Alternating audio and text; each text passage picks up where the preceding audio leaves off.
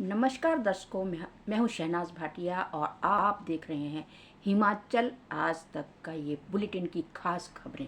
तो चलते हैं आज की खास खबरों की ओर। तो सबसे पहले हम आपको बसंत पंचमी की हार्दिक शुभकामनाएं देते हैं और बसंत पंचमी के बारे में हम थोड़ा सा आपको जानकारी भी देंगे। वैसे तो सभी को पता है कि बसंत पंचमी क्या है, कब आती है, तो हम भी अपना औचित्य समझते हैं कि थोड़ी सी जानकारी हम आप तक शेयर करें। तो बसंत पंचमी हर साल माघ के शुक्ल पक्ष की पंचमी तिथि को बसंत पंचमी त्यौहार मनाया जाता है।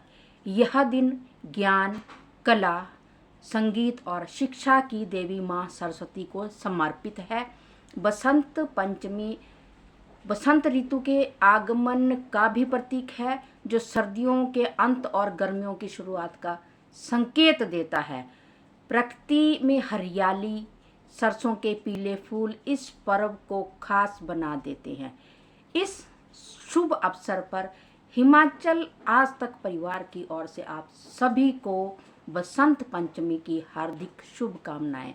तो चलिए चलते हैं अगली खबर की ओर और इसमें आपको एक महत्वपूर्ण जो खबर है अर्की अग्निकांड हादसे की, तो इस बारे में हम आपको जानकारी देंगे।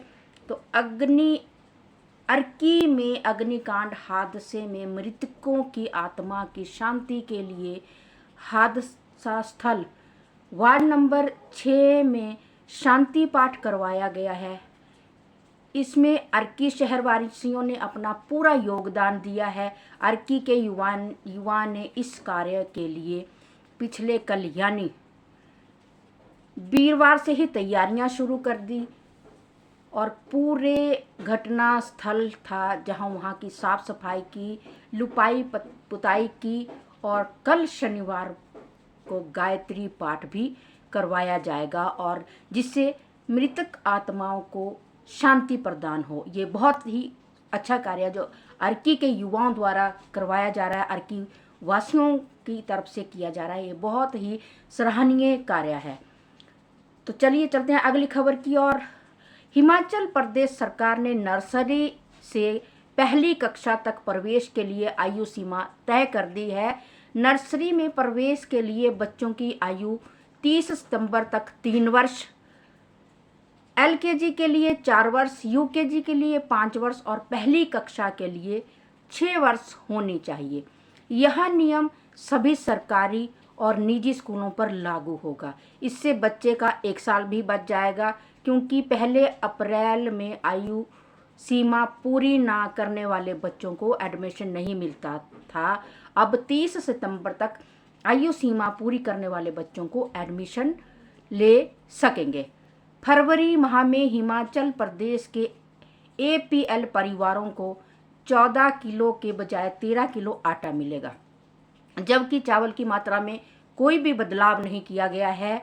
यह कटौती अस्थायी है और अन्य श्रेणी के परिवारों को पहले की तरह ही राशन मिलेगा। BPL और PHH परिवारों को 35 किलो मुफ्त राशन मिलेगा, जिसमें 15 किलो चावल शामिल है। हिमाचल प्रदेश कांग्रेस ने पार्टी लाइन से हटकर बयानबाजी करने वाले नेताओं को कड़ी चेतावनी दी है।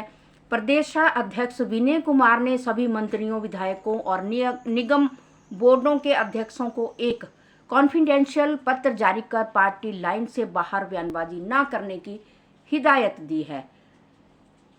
AICC के निर्देशों के तहत यह कदम उठाया गया है, जिसमें कहा गया है कि पार्टी लाइन से बाहर बयानबाजी करने पर सीधे कार्रवाई होगी और कोई सफाई नहीं सुनी जाएगी। कांग्रेस ने सार्वजनिक बयानों को लेकर जारी टॉलरेंस नीति अपनाने की भी बात कही है।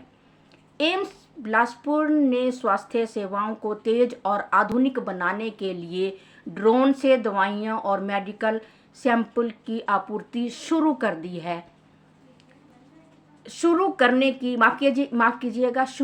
की योजना बनाई है। इसके लिए एजेंसी हायर करने की प्रक्रिया शुरू हो गई है। 2025 में हुए सफल ट्रायल के बाद एम्स ने इस सेवा को नियमित रूप से शुरू करने का फैसला लिया है। ड्रोन सेवा से उन क्षेत्रों में स्वास्थ्य सेवाएं पहुंचाई जाएगी जहां सड़क संपर्क सीमित है या मौसम के कारण आवागमन बाधित रहता है। इसमें समय की बचत पर इलाज मिल जाएगा और ड्रोन संचालन के लिए एक प्रशिक्षित पायलट और 2 को पायलट नियुक्त किए जाएंगे। किश्तवाड़ा से भागे 3 आतंकी, चंबा में हाई अलर्ट। JNK से सटी चंबा की 216 किलोमीटर सीमा सील कर दी गई है। फरार आतंकवादियों की तलाश में जम्मू से सटे बॉर्डर एरिया में सर्च अभियान जारी है। चंबा जिला के सीमावर्ती क्षेत्र में पुलिस ने चौकसी बढ़ा दी है और हर रास्ते पर सख्त पहरा लगाया गया है। पुलिस टीमें हर गतिविधि पर पैनी निगाह रखे हुए है और बॉर्डर एरिया में आने वाले वाहनों को भी तलाशी के बाद ही प्रवेश किया जा रहा है। शिमला पुलिस ने चिट्टे के साथ एक पुलिस कांस्टेबल सहित 3 लोगों को गिरफ्तार किया है। शोघी बैरियर पर गश्त के दौरान कार की तलाशी में 9.480 ग्राम चिट्टा बरामद हुआ। आरोपियों की पहचान विकास कुमार 32, राहुल कुमार 35 और गौरव भारद्वाज 23 के रूप में हुई है। पुलिस ने NDPS एक्ट के तहत केस दर्ज किया है।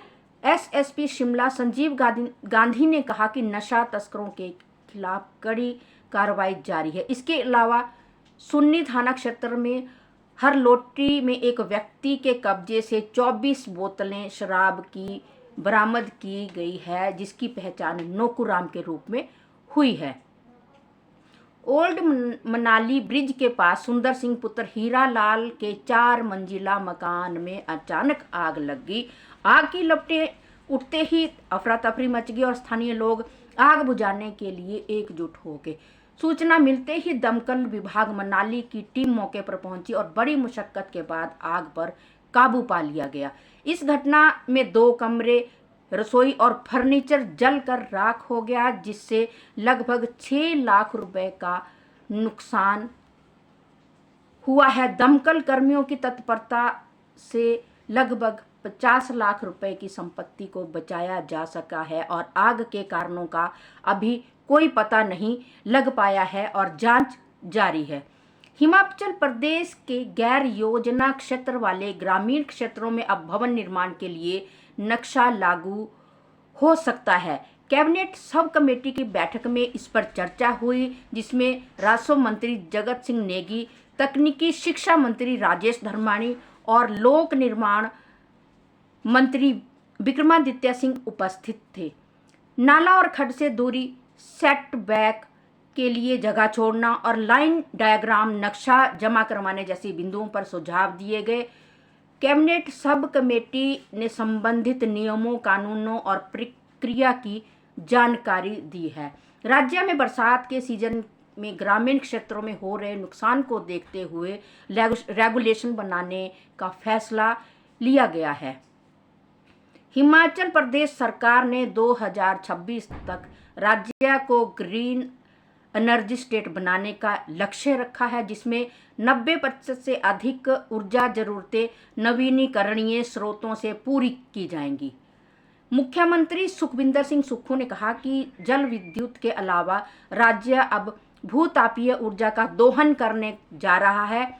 मणिकर्ण, कसोल और तत्तापानी जैसे क्षेत्रों में भूतापीय ऊर्जा की अपार संभावनाएं हैं, जहां सतही तापमान 57 से 97 डिग्री सेल्सियस तक है। इस ऊर्जा का उपयोग विद्युत उत्पादन, पर्यटन विकास और स्थानीय लोगों के लिए रोजगार सृजन में किया जा सकता है। छोटे भूतापीय संयंत्र दूरस्थ क्षेत्रों में 24.7 बिजली आपूर्ति में मददगार होंगे। भूतापीय ऊर्जा से लकड़ी और जीवाश्म ईंधनों की खपत कम होगी, जिसमें वनों की कटाई पर नियंत्रण होगा। तत्तापानी और मणिकर्ण में भूतापीय स्पा और वेलनेस केंद्र विकसित किए जाएंगे, जिससे पर्यटन को भी बढ़ावा मिलेगा। गणतंत्र दिवस परेड के लिए रक्षा मंत्रालय ने देश के 17 राज्यों की झांकियों का चयन किया है, जिसमें हिमाचल प्रदेश की झांकी भी शामिल है। हिमाचल की झांकी स्वतंत्रता का मंत्र वंदे मातरम थीम पर आधारित है, जो प्रदेश के सैनिकों, वीरता पुरस्कार विजेताओं और वीरों की भूमि को दर्शाती है। इस झांकी के माध्यम से हिमाचल की वीर परंपरा, देशभक्ति की भावना और रणबांकुरों की गौरवशाली गाथा को राष्ट्रीय मंच पर प्रस्तुत किया जाएगा। हिमाचल ने भारत को 1203 वीरता पदक विजेताओं का उपहार दिया है, जिनमें 4 परमवीर चक्र, 2 अशोक चक्र और 10 महावीर चक्र शामिल है। झांकी का निर्माण अंतिम चरण में है और 24 जनवरी तक इसे रक्षा मंत्रालय को सौंप दिया जाएगा। तो चलिए करते हैं बात मौसम की। तो आज का मौसम जैसे कि आप सभी को पता है कि बारिश और बर्फबारी का रहा है, और अगला मौसम जो हिमाचल प्रदेश में मौसम ठंडा और आंशिक रूप से बादल छाए रहने की संभावना है। तापमान 8 डिग्री सेल्सियस से 1 डिग्री सेल्सियस के बीच रहेगा और बारिश की संभावना 0% है। हवा में नमी 59% होगी, 59% होगी और हवा की गति 10-15 किलोमीटर प्रति घंटा होगी। यह जानकारी हिमाचल प्रदेश के मौसम पूर्वानुमान पर आधारित है। इसी के साथ इस बुलेटिन को यहीं समाप्त करते हैं। शहनाज भाटिया के साथ पवन कुमार सिंह की रिपोर्ट। जय हिंद, जय हिमाचल।